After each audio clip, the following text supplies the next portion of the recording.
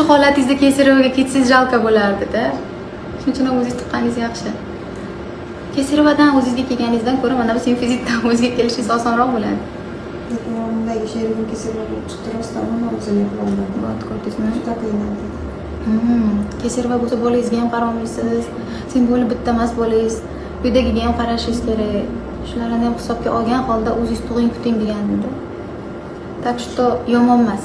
Sal kattalashdi oldingidan. Nu qaytadigan holat. Matkachamiz hozir juda katta oyisi. Buni faqat emizurasiz. Atigi 18 kun bo'ldi-ku. 40 chiqqandan keyin yana bir tekshirib ko'ramiz. Eng zo'r narsa matkani qisqartiradigan bu sizni emizishingiz.